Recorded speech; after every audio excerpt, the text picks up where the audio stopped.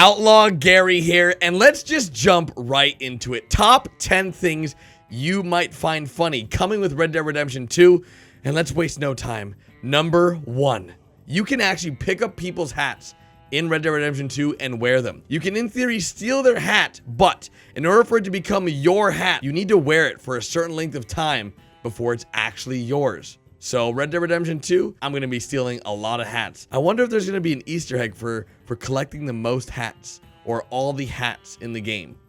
You never know. Number 2 is coming in a little bit more gruesome, as it's something that you don't really see in most games. In Red Dead Redemption 2, when you, I guess, kill someone or assassinate someone, they don't just disappear when their body lays there cold and dead. Instead, in Red Dead Redemption 2, these bodies will rot. And when they rot, other critters and animals may get to these bodies. Not only do they, just decompose over time, but if a vulture, a wolf, a bear, an alligator do find these bodies, they will have a tasty treat and snack waiting for them. So that's one of the more gruesome, I guess, things that we're gonna be talking about in this video, but it is really freaking cool because it showcases the level of detail coming to Red Dead Redemption 2. Number 3, we got something super exciting. Now, it's not really talked about, but of course, in real life, there's a lot of people that like to collect things, whether it's baseball cards or Fortnite skins, or, I don't know, stamps, mugs, shot glasses, whatever you like to collect in life. There is a collector feature in Red Dead Redemption 2, but it's not,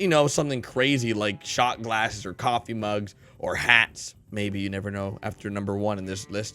There is actually Gunslinger cards. Now, what does that mean? As you guys may know, there is baseball cards in real life, football cards, soccer cards, and so much more. But in Red Dead Redemption 2, we have Gunslinger cards that go ahead and resemble the best gunslingers ever to walk the land. And of course, you can collect them. You can collect these cards, you can put them in your pocket, and you can go ahead and create a collection of Gunslinger cards. Of course, we will be doing that here on the channel to go ahead and make sure we get all the cards down packed, because I think it's a great opportunity to go ahead and collect 100% of the Gunslingers cards. And hopefully some of these Gunslingers you'll be able to find in game and go ahead and challenge them to a duel, which is an option here in Red Dead Redemption 2. Number 4 on this list is coming in hot with just a camera section. That's all I want to talk about for this bullet point for number 4, as it's something that's very, very widely looked at as an important feature to a game, and that's whether it's third person or a first person game. Of course, in Red Dead Redemption 2, we are getting best of both worlds. We are getting first person and third person, and not only that, we have various options to these camera angles. Let's kick this off with some good news. And a little bit weird news as well. First person mode comes with options like removing the head of the horse you're riding for a less obstructed view.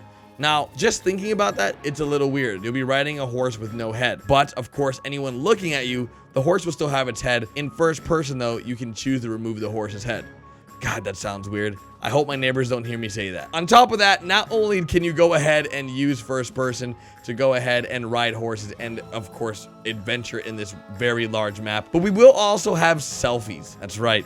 You can go ahead and take pictures in Red Dead Redemption 2. Not only selfies, but also full body shots of Arthur. So anything's really possible when it comes to great camera angles that'll be available for you, and awesome pictures you can go ahead and upload in the social club. Number 5 is something I am super pumped about, and it's the fact that every building, majority of every building in Red Dead Redemption 2 is enterable. So a lot of games, especially like GTA 5, you see tons of buildings, houses, cities, just lots of buildings and different things all around you. And unfortunately, a lot of these buildings are not enterable. But in Red Dead Redemption 2, a majority, if not all of them, are enterable. Now, with these enterable buildings, you can also go ahead and rob them, which is very interesting. So if you do want to go ahead and do some crime as a crazy bandit, you can go ahead and enter different buildings and rob them. But when robbing them, you got to be careful.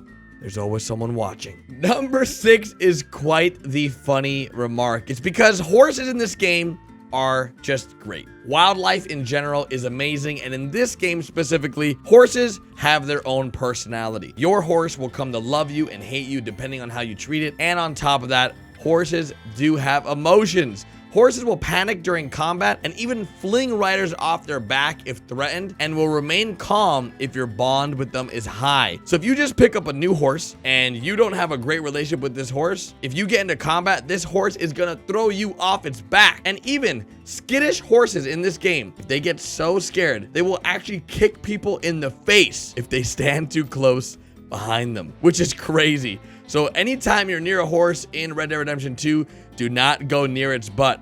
You might get hit in the face, which is extremely scary. Coming in hot with number 7, we got something a little different because your actions have consequences. NPCs and locals around you have a brain. They will remember things because they have memory.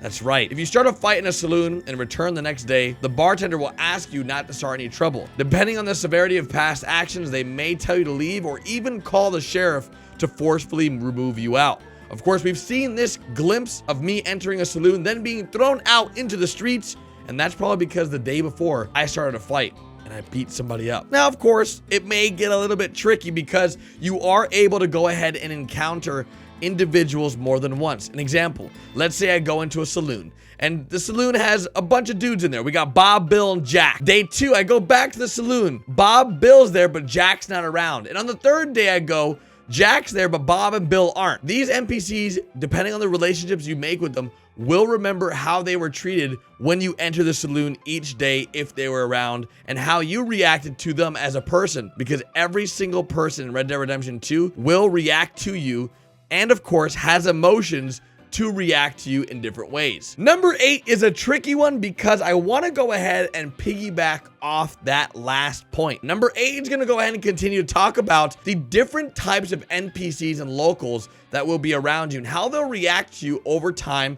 but in a good way. Let's say you go ahead and help our dear friend Jack that you met on Saloon Day number 3. Later on, Jack may go ahead and reward you for helping him.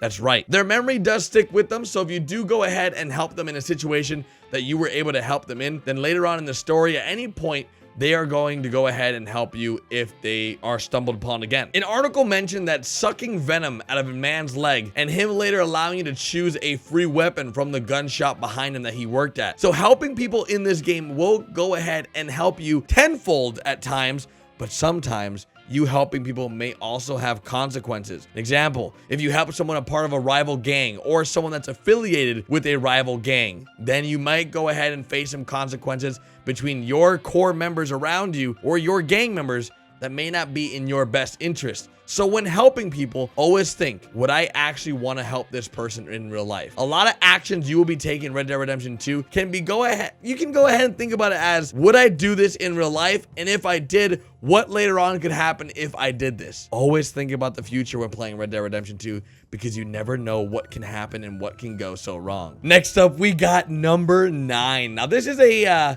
special number because I'm saving this number for crime. Crime is something I feel like a lot of you guys are gonna go ahead and do in Red Dead Redemption right away, and I want to make sure you are fully aware of some great options and tools available to you to go and make sure you don't get caught. In your quick access menu on the item wheel, there will be a face mask option, which allows you to go ahead and put a bandana over your face to cover your identity. Of course, if you are seen looting that you shouldn't be or doing something that you are not supposed to be doing, you will be attacked by others or have the sheriff called on you. Of course, this game is filled with things that you may not be aware about, and of course, bounty hunters can also come after you if you are, seen getting away without a face mask, and they do want you dead, not captured. The last bit, I guess number 10, is something that I'm super excited about, and of course, it's vehicles.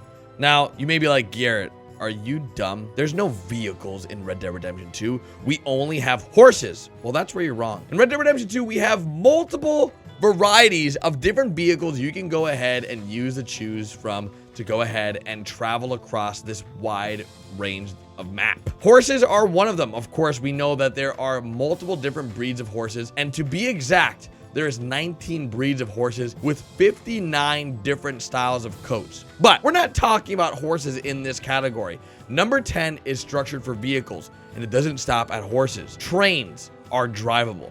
That's right, dudes. You can drive a train. Oh my God. But not only that, when you're in a train, you can go ahead and accelerate, you can brake, you can blow the mother truck and whistle, and you can also ring the bell. Small boats are also on the list, canoes, that are confirmed of vehicles you can use, but we don't know anything about big boats just yet. I think we've seen some screenshots of big boats, but we don't know if we can drive them just yet. Of course, we have horse and carriage, which is for the more proper folks. No, looking to go ahead and get with your missus, jump in the horse and carriage, and head on over down to Pound Town. You can go ahead and do that. And lastly, we have city trams, which you see in some screenshots and some gameplays, which is pretty freaking cool. So in the comment section, let me know, did you guys enjoy this 10 things you may or may not know about Red Dead Redemption 2? It's one of the first times I've ever done a video like this, and I think it was really well executed, as I had a lot of fun talking about the points I handpicked myself to go ahead and get you thinking like, dang,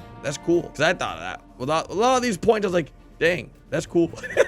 So, my name's Garrett, better known as Outlaw Gary, here on my Red Dead Redemption 2 channel, and I'll see you guys tomorrow with a brand new video. Later, guys.